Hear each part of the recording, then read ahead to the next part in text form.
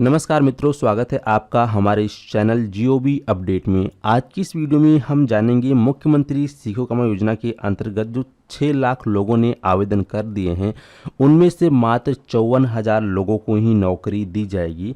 लेकिन ये नौकरी परमानेंट नौकरी नहीं होगी और इसके साथ ही साथ कौन कौन से लोगों का सिलेक्शन होगा ये जानेंगे आज की इस वीडियो में। तो अगर आप मुख्यमंत्री सीखो कमाओ योजना के अंतर्गत रजिस्ट्रेशन किए हुए हैं तो आपको ये जानना बेहद ज़्यादा ज़रूरी है कि क्या आपका सिलेक्शन इसमें हो पाएगा या नहीं, क्योंकि लगभग जो है 6-6.5 लाख लोगों ने इसके अंदर आवेदन किया है और मात्र जो है वैकेंसी की बात करें तो यहाँ पे 54,000 लोगों को ही नौकरी दी जाएगी।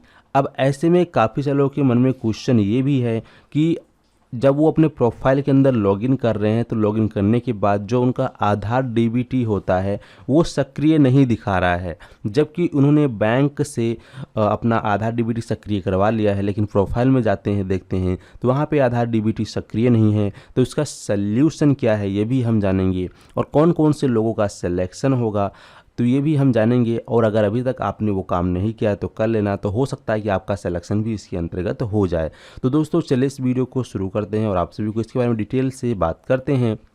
इससे पहले आपसे एक छोटी सी रिक्वेस्ट है, आप में से काफ़ी सारे हमारे भाई बहन इस वीडियो को देखते तो हैं लेकिन चैनल पर नए आते हैं, सब्सक्राइब नहीं करते हैं। तो प्लीज़ आपसे रिक्वेस्ट है चैनल को ज़रूर सब्सक्राइब करें, साथ ही साथ नोटिफिकेशन बेल आइकन को ऑन कर लीजिए क्योंकि इस चैनल पर आपको लेटेस्ट अपडेट सबसे पहले मिलती रहेगी। तो चलिए शुरू करते हैं।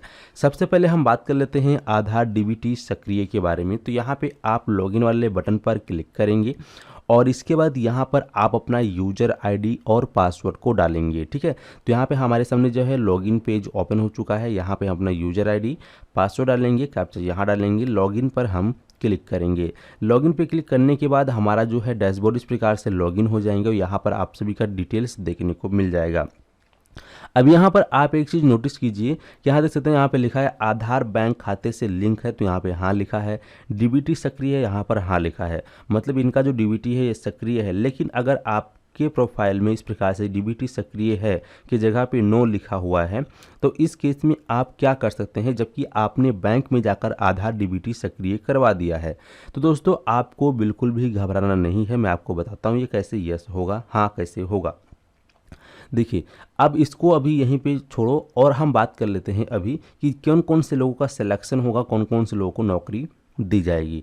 अगर आपने मुख्यमंत्री सीखो कमाओ योजना के अंतर्गत अपना पंजीकरण कर लिया है तो आपका सिलेक्शन कैसे होगा। देखिए दोस्तों, यहाँ पर आप आएंगे शैक्षणिक योग्यता का विवरण में, तो आपको एक बात का विशेष ध्यान रखना है, आपने 12वीं की हुई है, आईटीआई की हुई है, ग्रेजुएशन किया हुआ है, डिप्लोमा किया हुआ है, जितने भी ज़्यादा आपने डिग्रियां हासिल की है, जितने भी आपने पढ़ाई की है 12वीं के बाद तक का, 12वीं से लेकर 12वीं के बाद तक का जितने भी, उन सभी की डिटेल्स को आपको यहाँ पर फिल करना ज़रूरी है। अगर आप सोचते हैं कि हमने इतने सारे किया उसमें से मैं सिर्फ एक कोर्स का डिटेल फिल कर दूँ तो ऐसी गलती मत करना, नहीं तो 6 लाख लोगों ने आवेदन किया है और उनमें से अगर आप सिर्फ यही गलती करेंगे तो आपका सिलेक्शन नहीं हो पाएगा। आपने जितने भी कोर्सेज किए हैं, जितने भी आपने पढ़ाई की है, जितनी भी डिग्रियां हैं, उन सभी की डिटेल्स आपको स्टेप बाय स्टेप फिल कर देना है एक एक करके, क्योंकि यहाँ पर जो सिलेक्शन है वो लिखित एग्जाम के तौर पे नहीं लिया जाएगा। यहाँ पर जो सिलेक्शन है वो मेरिट के आधार पर लिया जाएगा। जिसका नंबर सबसे ज़्यादा होगा उसी को यहाँ पर सेलेक्ट किया जाएगा। इसका मेन यही रीज़न है क्योंकि इसका कोई भी लिखित एग्ज़ाम नहीं होने वाला है।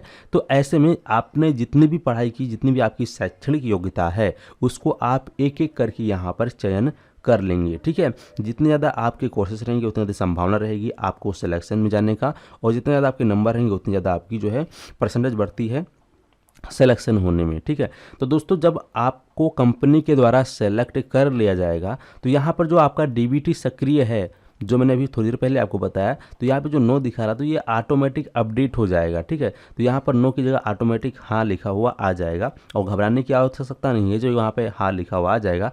तो जब भी आपको अगर ट्रेनिंग सिलेक्शन होता है, आपको जॉब मिल जाती है, तो आपका पैसा सीधा आपके बैंक अकाउंट में क्रेडिट कर दिया जाएगा। हालाँकि एक चीज़ का आपको विशेष ध्यान रखना है कि अगर यहाँ पे नो दिखा रहा है तो आपको ज़रूर अपने बैंक में जाके आधार से बैंक को सीड करवाना है, डीबीटी को लिंक करवा देना है। अगर आपने लिंक करवा दिया है फिर भी यहाँ पे नहीं दिखा रहा है तो कोई दिक्कत नहीं, ऑटोमेटिक अपडेट हो जाएगा। ये सर्वर का प्रॉब्लम है जो कि फिक्स कर दिया जाएगा। अब यहाँ पर एक चीज़ और है, जैसे कि यहाँ पर आप देखेंगे एक नोटिफिकेशन भी चलाया गया है। मैं नोटिफिकेशन आपको दिखाना चाहूँगा। जैसे कि यहाँ पे बताया गया है कि अभ्यर्थियों के लिए प्रतिष्ठानों द्वारा पोर्टल पर प्रकाशित रिक्तियों में अपने लॉगिन पर जाकर आवेदन करने की जो व्यवस्था है वो 28/7/2023 के बाद उपलब्ध होगी। ठीक है, आज 28 तारीख है दोस्तों और अभी भी इसका कोई भी जिक्र नहीं किया गया है, और जिसमें अभ्यर्थी अपने अभिरुचि के अनुसार आवेदन कर सकेंगे तथा प्रतिष्ठान द्वारा आवेदन स्वीकार करने पर आपका जो लॉगिन प्रोफाइल है वहीं पर आपको जो है देखने को मिल जाएगा, अगर आपको स्वीकार कर लिया गया है तो। ठीक है, अब यहाँ पर कुछ लोगों का क्वेश्चन ये भी था कि ये जो है चुनावी माहौल है, इसकी वजह से ये लोग जो है जो मामा जी हैं ये भांजों को रेवड़ी बांट रहे हैं एक तरह का। तो दोस्तों मैं इस पे तो खैर ज़्यादा कुछ नहीं बोलना चाहूँगा, लेकिन अगर आप लोग ऐसा करें तो हो भी सकता है, क्योंकि अगर 6 लाख लोग आवेदन कर रहे हैं और सिर्फ 54,000 लोगों को नौकरी मिल रही है तो ये सरासर गलत है। क्योंकि अगर जितने लोगों ने आवेदन किया है सभी को नौकरी मिलनी चाहिए, और काफ़ी लोगों का मानना ये भी है कि ये परमानेंट जॉब नहीं दे रहे हैं, और ये बात सत्य है। जो कंपनी चाहेगी वो परमानेंट रखेगी और जो कंपनी नहीं चाहेगी वो आपको 1 साल या 6 महीने के बाद निकाल देगी। तो ऐसे में ये काफ़ी ज़्यादा समस्या क्रिएट हो रही है युवाओं के लिए कि उनका भविष्य ख़राब करने के लिए, कि एक बार वो ट्रेनिंग देने जाएँ उसका बाद एक साल या 6 महीने काम करेंगे फिर उनको निकाल दिया जाएगा, फिर वो भटकते रहेंगे। तो क्या फ़ायदा ऐसी सीखो कमा योजना का। ठीक है, तो दोस्तों उम्मीद करता हूँ कि आप लोग अच्छे से समझ गए। इस वीडियो को और भी लोगों तक जरूर शेयर करें। अगर आपके मन में कोई और कन्फ्यूजन या डाउट है तो आप हमें कमेंट बॉक्स में के माध्यम से पूछ सकते हैं। चलिए मिलते हैं आपको एक नई वीडियो में नई टॉपिक के साथ, तब तक के लिए टाटा एंड गुड बाय।